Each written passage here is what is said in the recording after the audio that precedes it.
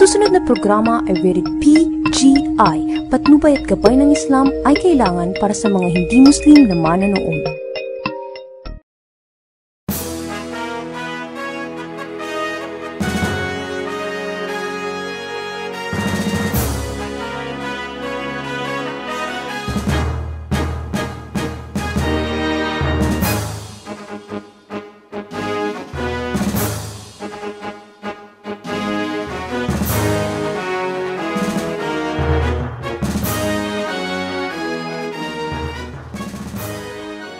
Assalamualaikum warahmatullahi ta'ala wabarakatuh. In today's episode, we'll be discussing to you about war in Islam, or jihad, as you may have heard. And we'll be referring to 5 verses in the Holy Quran. We'll be citing to you, in fact, I will be reading to you the complete texts of these verses for our advanced information. And then later on, we will try to expound all of these verses for the complete understanding and comprehension of war concept or jihad in Islam. Now, let me first read to you now the verses that I have cited in Surah Al-Baqarah, verses 190 to 195. It says here, verse 190, and I quote, "Fight in the cause of God those who fight you. But do not transgress limits, for God loveth not transgressors," unquote. 191 says, and I quote here, "And slay them wherever ye catch them, and turn them out from where they have turned you out. For tumult and oppression are worse than slaughter. But fight them not at the sacred mosque unless they first fight you there. But if they fight you, slay them. Such is the reward of those who suppress faith," unquote. Verse 192 states here, and I quote, "But if they cease, God is oft forgiving, most merciful," unquote. Verse 193, and I quote, says, "And fight them on until there is no more tumult or oppression, and there prevail justice and faith in God. But if they cease, let there be no hostility except to those who practice oppression," unquote. Verse 194 here says, and I quote again, "The prohibited month for the prohibited month, and so for all things prohibited. If then anyone transgresses the prohibition against you, transgress ye likewise against him. But fear God, and know that God is with those who restrain themselves," unquote. And finally, verse 195 says here, and I quote, "And spend of your substance in the cause of God, and make not your own hands contribute to your destruction, but do good, for God loveth those who do good," unquote. My friends, you will notice that the verses that I have just read to you are very, very short. And they have been constructed by revelation from Allah in proverbial style. And this is our problem today, because critics of Islam quote these verses in isolation from the rest of the body of the texts to justify their respective views. And that brings us, for example, to verse 190, which I have read earlier, and now I will read again for further emphasis, because this will be the basis for our discussion. This is verse 190, because verses 191 to 195 are verses of the Quran that put forward the prohibitions for engaging war, the restrictions for engaging war, and the cautions for engaging war. So in effect, when we discuss about jihad or war in Islam, we'll be dealing with the verse found in 190 of Al-Baqarah. And I will read again for further emphasis, as I said earlier, and this I quote, "Fight in the cause of God those who fight you, but do not transgress limits, for God loveth not transgressors, unquote. So you will find out that this is a very, very pithy statement. And what is happening today is that the verse is quoted this way: fight in the cause of God, and then ends there.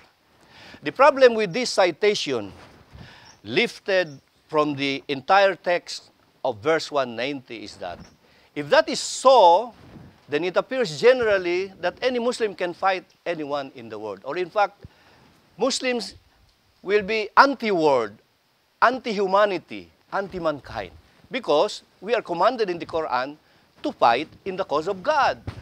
And yet, what the Quran says, fight in the cause of God, and this is very important, quote, those who fight you, unquote.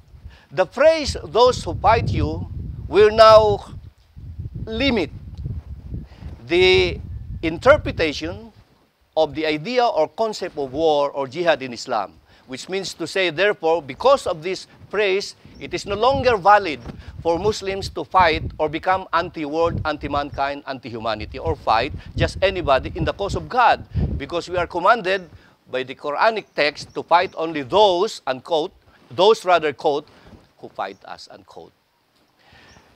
The phrase, those who fight us, means, therefore, that war in Islam is only a defensive war. And this is the first instance in the Quran where Muslims are allowed to fight in defense of themselves. That's why the Quran said, fight in the cause of God those who fight you. This is the first instance in the Quran that Muslims are allowed to fight as a defense mechanism for their own safety and for their own protection. The second time that the Muslims are allowed, or instances that the Muslims are allowed to fight in Islam, is in defense of the oppressed people when they call for help. And this we can make reference to Surah An-Nisa chapter 4 verse 75 and Surah An-Anfal chapter 8 verse 72. These are the only time, the second only instance that Muslims are allowed to fight, which means to say, I will repeat, despite the fact that Islam or the Quran says that war in Islam is a defensive war, and so therefore Muslims can only engage in fighting in defense of themselves, the Quran says, you Muslims are only given two instances where you can fight. As a defense of yourself, which I have just stated, and second, when you are called to defend the oppressed people upon their call. And let me now read to you Surah An-Nisa chapter 4 verse 75, where we make reference to defense of the oppressed upon their call. And it says here, and I quote, and why should ye not fight in the cause of Allah and of those who, being weak, are ill-treated and oppressed, men, women, and children, whose cry is, quote, our Lord, rescue us from this town, whose people are oppressors, and raise for us from thee one who will protect, and raise for us from thee one who will help, unquote. Okay, so this is the oppressed people calling for help, as found in the chapter An-Nisa, verse 75. And this is the only time, the second time that Muslims are allowed to fight, aside from defensive war. The second time is Muslims, despite the fact, are allowed to fight in defense of the oppressed. Surah Al-Anfal, verse 72 says, you cannot defend the oppressed if there is treaty existing between them or between you and the one who is supposed to oppress them. In other words, on the basis of Surah An-Anfal, we are given here another further limitation to respect the treaty, even though the oppressed people called for help. Ladies and gentlemen, Turning Point will be right back.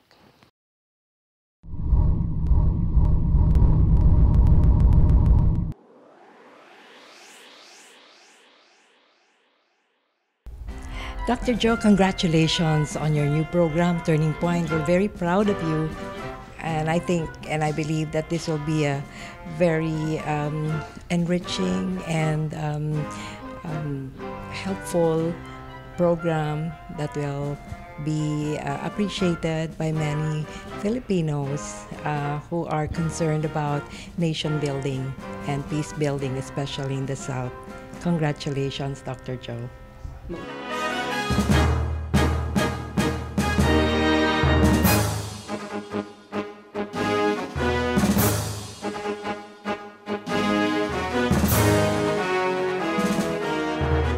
Turning Point is back, and a while ago, before we pause, I discussed to you that in addition to self-defense, Muslims are allowed to fight when a call by the oppressed people is made. And I have read to you verse and rather surah or chapter An-Nisa, which is chapter 4, verse 75.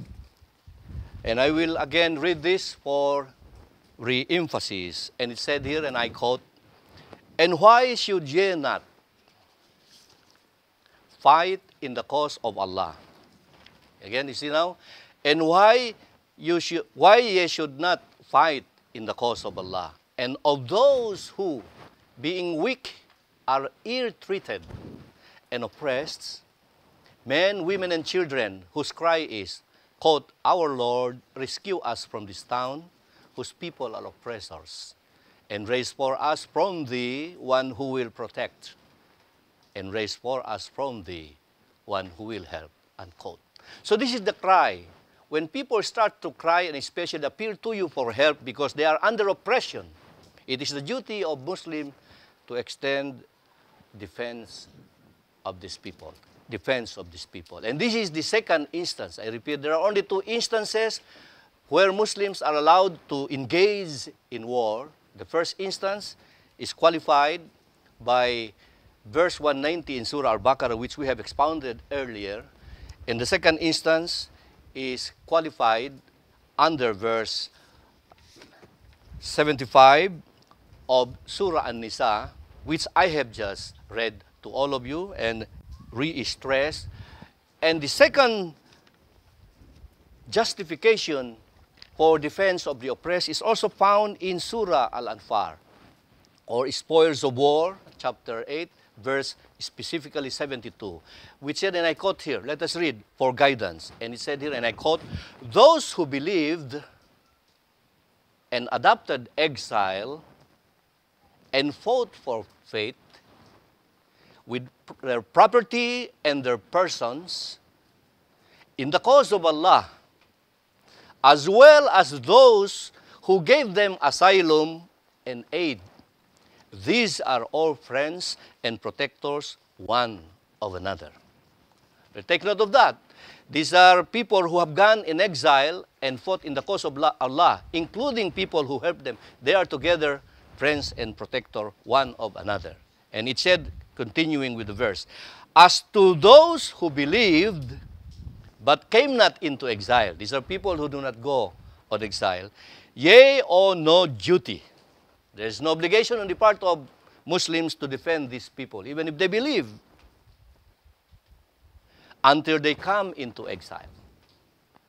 When they come into exile, the first portion of the verse comes into play, which means to say, therefore, that we have a duty to protect them, because the Quran in this surah, Surah Anfal, verse 82 said, we are what? We are friends and protectors one of another. Okay? Unless it said, until they come into exile. But if they seek your aid in religion, even if they do not come into exile, they are outside of exile, but if they seek your aid in religion, and what did the Quran says? The Quran says, it is your duty. It is your duty, it is the duty of Muslims to help them. And this is where the exception comes in now. And it's very important, I said earlier, except against a people with whom you have a treaty of mutual alliance. And remember, Allah seeth all that you do. Unquote. So even if we are allowed in the second instance because of call, and according to Anfal, because of exile.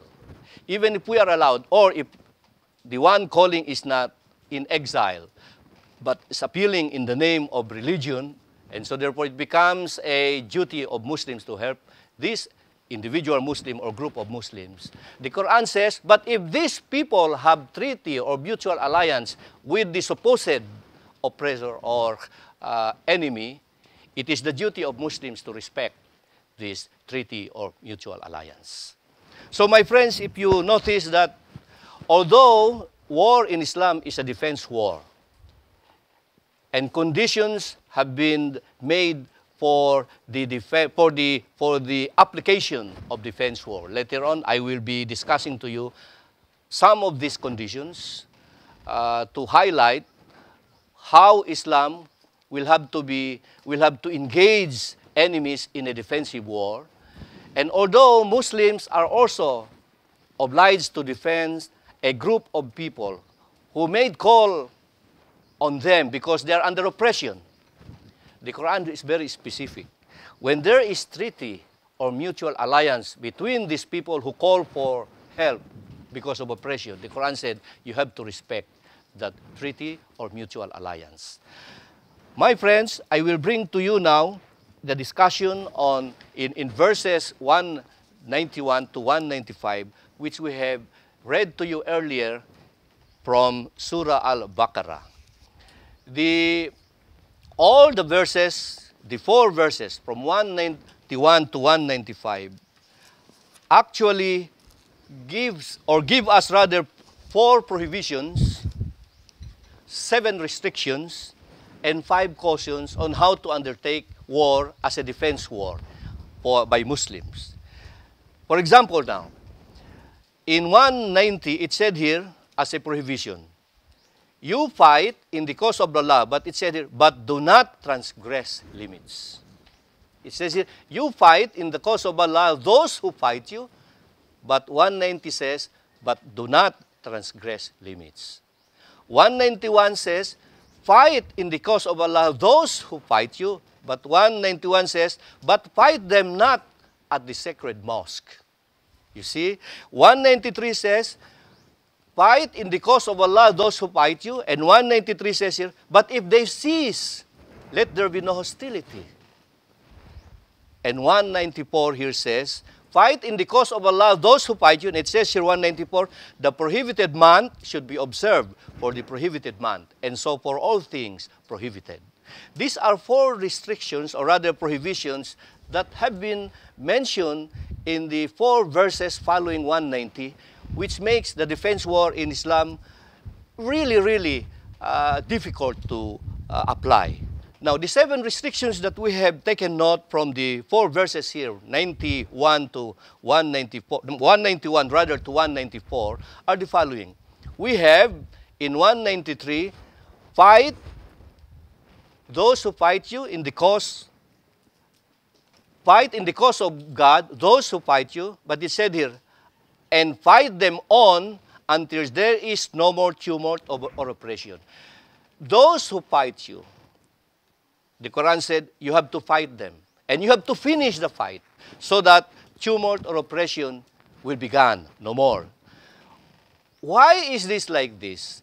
It is like this because the Quran doesn't want to prolong the agony of the community. That is why the war, when it is done or applied by Muslims, will have to be consummated in the quickest possible time to give peace to the community and the civilian and the non-combatants. The other restriction that we have noted here, we have 4 ifs that we can find in verse 191, 192, 193, and 194, which says here in verse 192, fight in the cause of God those who fight you. But if they fight you, fight them. In relation to what we have in 192 earlier discussed. The other thing we notice is fight in the cause of Allah those who fight you. But if they cease, let there be no hostility except to those who practice oppression. 193 here says again as restriction, fight in the cause of Allah those who fight you, but it said here, if then anyone transgresses the prohibition against you, transgress ye likewise. And 190, this is found in 194. And then we have to those who fight or practice oppression as restrictions.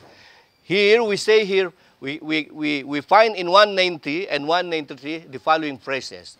Fight in the cause of Allah those who fight you, but those who fight you only or who practice oppression. Fight in the cause of Allah those who fight you, but if they cease, let there no hostility except to those who practice oppression. So all of these 4 prohibitions, 7 restrictions, including 5 cautions I will read to you. What are the cautions that we have seen in the 4 verses found from 191 to 195? The 5 cautions here: only fight in the cause of Allah. You do not fight in the cause of man. You do not fight in the cause of business. You do not fight in the cause of organizations. You fight only in the cause of God. Do not transgress limits, for Allah loveth not transgressors. It's very clear as a caution. Another one is Allah is oft forgiving, most merciful, for those who do not transgress limits. And then, but do good, for Allah loveth those who do good. So we have 5 cautions, 7 restrictions, and 4 prohibitions. This makes the application of war as a defense war in Islam what? A tolerant and a peaceful alternative of self-defense. My friends, Turning Point will be right back.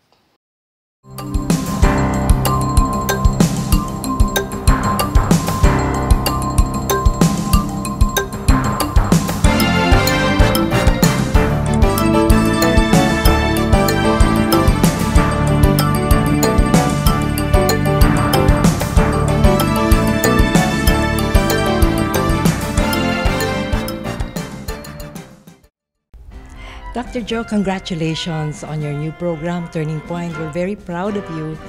And I think and I believe that this will be a very enriching and helpful program that will be appreciated by many Filipinos who are concerned about nation building and peace building, especially in the South.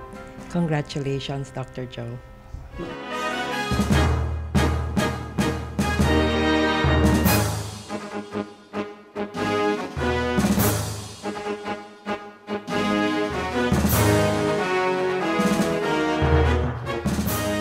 My friends, Turning Point is back, and for this last portion of our episode, we are going to summarize to you the main points that we have discussed and brought forward for, again, re-emphasis. And we are hoping that you can pick up and help us out, promote that indeed, when you speak of jihad, it is really part of the teachings of Islam. It is not the teaching of the terrorist. It is not the teaching of the extremist. It is not the teaching of the fundamentalist. It is the teaching of Islam as a religion or way of life of peace. Our problem today, and we invite the audience to help us bring this out and clarify the position of Islam. The problem today is that jihad is now being used to describe elements of society that undertake violence and extremist assaults on the lives of man and on the property of the world. The truth of the matter is, while the global community is facing the threat of terrorism, Islam is facing 2 fronts of threats. For the global community, they only face one front, and that is the threat of terrorism. For Islam, we are facing 2 fronts. The threat of terrorism that is being faced now by the world community today, and secondly, we are facing a very deep and profound way of misrepresenting Islam. Our problem now is, how can we bring out Islam in the proper context, since the global context is now against the Islamic teaching of jihad, particularly the Islamic teaching of jihad. And that is the reason why we have brought to you the discussion on jihad from the Quran to emphasize that jihad indeed is part of the teachings of Islam, but it is not a violent war. It is a war for the defense of the oppressed. It is a war for the defense of Muslims against those who fight them. And this is very important. And this is really very important. So today, to conclude, my friends, in this particular episode on jihad, I would like to make appeal to all of us that perhaps it is high time now, if we want to defeat the battle against terror or terrorism. I think both the Muslim world and the global community or the global world will have to change our rhetoric and change our narratives in looking at Islam, particularly in looking at jihad. It is not correct, after listening to this discourse, that we call the extremists jihadists. Because by calling them jihadists, we only gave them the legitimacy of Islamic teachings. It is appropriate that jihad is part of Islam, it is not part of terrorism, and that terrorists are terrorists. My friends, it is our position here that if we try to be tolerant with our acceptation of the teachings of Islam, Islam can help much in the fight against terrorism. But for as long as we will confound our interpretation of violence and terrorism, confuse it with the concept of jihad, which is a legitimate teaching of Islam, then it is quite difficult to win the war against terrorism, because we will have more people using jihad in the concept of jihadism. And this is very important. And that is why if we want to succeed in the fight against terror or terrorism, the Muslim world, together with the global community, must work together. First, to be allied with one another in respect of their philosophies, by respecting their philosophy and way of life without leaving elements so important as understood within that philosophy by the sector of the community of that nation. If this can be done by the global community together and the Muslim community in cooperation, there is no doubt that the war against terror can be exterminated and put to rest. Right now, the global community is not only fighting terrorism, it is fighting suspicion coming from the Muslim community. On the other hand, the Muslim community is not only fighting misrepresentation of Islam by terrorist groups, it is also fighting the supremacy of the global community in its effort to undermine Islam itself. And this is not a healthy environment to conduct war against terrorism.